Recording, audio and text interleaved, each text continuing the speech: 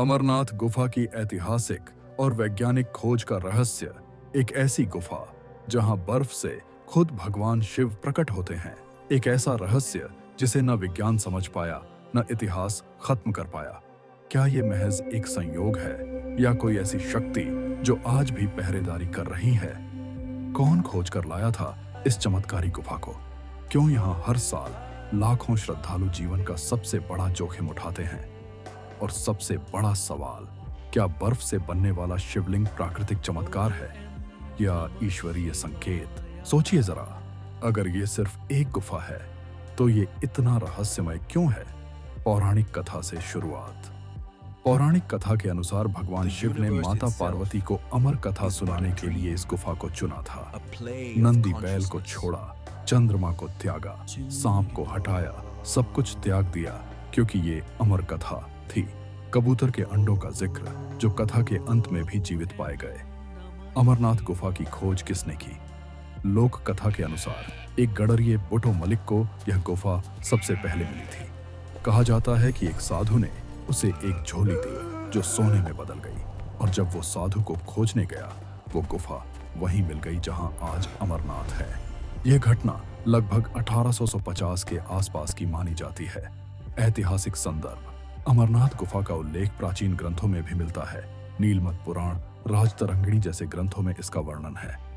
11वीं शताब्दी में राजा सामग्रामी ने यहाँ के रास्तों को साफ करके मार्ग बनवाया था। वैज्ञानिक दृष्टिकोण। बर्फ का शिवलिंग कैसे बनता है? वैज्ञानिक कहते हैं कि यह गुफा की ऊंचाई, तापमान और हवा की नमी का अनोखा संतुलन है। लेकिन प्रश्न यह है कि यही संतुलन और गुफाएं हिमालय में और भी हैं, तो वहां शिवलिंग क्यों नहीं बनता? चमत्कार या संयोग? कई बार तापमान सामान्य से ऊपर रहने के बावजूद शिवलिंग आकार ले लेता है। यह समय के साथ स्वतः बनता और मिटता है। क्या यह ईश्वर की लीला नहीं? वैज्ञानिक भी मानते हैं हर चमत्कार को विज्ञान समझ नहीं सकता। यात्रा का महत्व और जोखिम। अमरनाथ यात्रा हर साल जुलाई अगस्त में होती है। 14,000 फीट की ऊंचाई पर ऑक्सीजन की कमी, ग्लेशियर और चढ़ाई। फिर भी श्रद्धालुओं की आस्था अडिग है। क्या कोई आम पर्यटन स्थल इतना जोखिम लेने को मजबूर कर सकता है? आज के युग में रहस्य की भूमिका। कुछ लोग इसे सिर्फ बर्फ की आकृति कहते हैं, पर क्या सिर्फ बर्फ की आकृति में इतनी ताकत होती है कि करोड़ों लोगों की श्रद्धा वर्षों से बनी रहे? अमरनाथ एक गुफा नहीं, एक रहस्य है जो हर युग में इंसान को चौंकाता रहा है। जहां शिव आज भी मौन है पर मौजूद हैं, और हर वो इंसान जो इस गुफा में पहुंचता है उसका मन कहता है, मैंने भगवान को महसूस किया है। ये शिवलिंग चमत्कारी है। ये हर साल श्रावण महीने में अपने आप आकार लेता है। वैज्ञानिक भी इस पर रिसर्च कर चुके हैं, लेकिन अब तक इसे पूरी तरह समझ नहीं पाए। अब बात करते हैं उन कबूतरों की जो अमरनाथ गुफा के अंदर दिखाई देते हैं। हजारों फीट की ऊंचाई, बर्फ, ऑक्सीजन की कमी, और फिर भी ये कबूतर हर साल वहीं होते हैं। कहानी कहती है कि जब शिवजी अमर कथा सुना रहे थे तो 2 कबूतर छिपकर सुन रहे थे। कथा खत्म होने के बाद वो अमर हो गए, और आज भी वो 2 कबूतर गुफा के अंदर दिखाई देते हैं। कभी एक तीर्थयात्री ने उन्हें देखा, ऐसा बताया है, तो कभी कैमरे में कैद हो गए। अब वैज्ञानिक कहते हैं शायद वो पक्षी स्थानीय हैं या मौसम के आदी हैं। लेकिन सवाल ये है, बिना भोजन बर्फ में इतनी ऊंचाई पर हर साल एक ही जगह पर? इतिहासकारों के अनुसार इस गुफा का प्रथम उल्लेख 11वीं शताब्दी में मिलता है, जब कश्मीर के राजा सांकर वर्मा ने इसका पुनः निर्माण करवाया। कुछ लोक कथाएं कहती हैं एक गडेरिये को सबसे पहले गुफा मिली थी जिसने वहां अद्भुत शिवलिंग देखा, और तभी से वहां तीर्थ शुरू हुआ।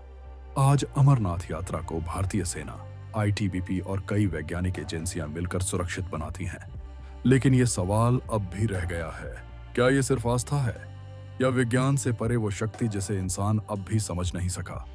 इस बार अगर आप अमरनाथ जाएं तो गुफा के अंदर सिर्फ बर्फ का शिवलिंग मत देखिए, वो अदृश्य रहस्य भी महसूस कीजिए जो विज्ञान के बाहर है और आस्था के भीतर। हर साल लाखों लोग उस एक गुफा की ओर खींचे चले जाते हैं जहां बर्फ से शिव का रूप अपने आप बनता है। लेकिन क्या आपने कभी सोचा है अमरनाथ गुफा के वो रहस्य क्या हैं जो किसी किताब में नहीं लिखे गए? चलिए उस रहस्य को उजागर करते जो किताबों में भी नहीं है, लेकिन ये कथा जहां खत्म होती है, असली रहस्य वहीं से शुरू होता है। पहला रहस्य, शिवलिंग का बनना और बिगड़ना। ये बर्फ का शिवलिंग हर साल अपने आप आकार लेता है, बिना किसी इंसानी छेड़छाड़ के। विज्ञान कहता है कि ये गुफा में रिश्ते पानी और तापमान के कारण होता है, लेकिन फिर सवाल ये है, हर बार सिर्फ श्रावण महीने में ही क्यों? क्या ये महज संयोग है या किसी अलौकिक नियम का पालन? दूसरा रहस्य, कबूतरों की जोड़ी।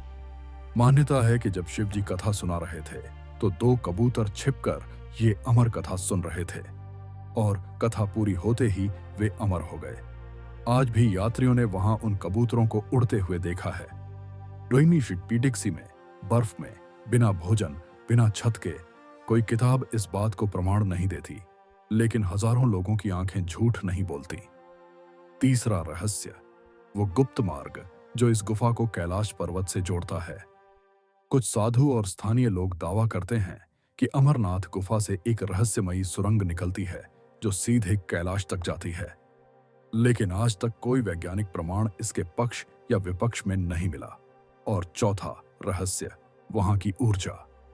जो लोग वहां गए हैं वो कहते हैं गुफा में घुसते ही एक अनदेखा कंपन महसूस होता है, जैसे कोई आपको भीतर से कुछ समझा रहा हो। कोई किताब ये नहीं बता सकती कि वो एहसास क्या है। अमरनाथ सिर्फ एक तीर्थ स्थल नहीं, वो एक जीवित रहस्य है जिसे अनुभव किया जा सकता है पर पूरी तरह समझा नहीं जा सकता। शायद इसलिए इस जगह को भगवान शिव ने अमर कथा सुनाने के लिए चुना, क्योंकि अमृता, आस्था और रहस्य सब यहाँ एक साथ सांस लेते हैं। तो सोचो जरा, क्या ये सिर्फ संयोग है कि हर साल वही बर्फ का शिवलिंग बनता है? क्या सच में वो कबूतर आज भी जीवित हैं? क्या विज्ञान हर चीज का उत्तर दे सकता है, या कुछ रहस्य सिर्फ आस्था से ही समझे जा सकते हैं? अगर आपको भी लगता है कि इस गुफा में कुछ ऐसा है जो किताबों में नहीं मिलता, तो इस वीडियो को शेयर करो उन लोगों के साथ जो सिर्फ आंखों से नहीं, दिल से भी चीजों को महसूस करते हैं। और हाँ, अगर आप भी ऐसी ही सोच रखते हो जो हर चीज को नए नजरिए से देखते हैं, तो सब्सक्राइब करो, क्योंकि यहाँ हर सवाल सिर्फ जवाब नहीं, एक नई सोच लेकर आता है। तो कमेंट करके बताओ, क्या आप तैयार हो अगली रहस्यमयी यात्रा के लिए?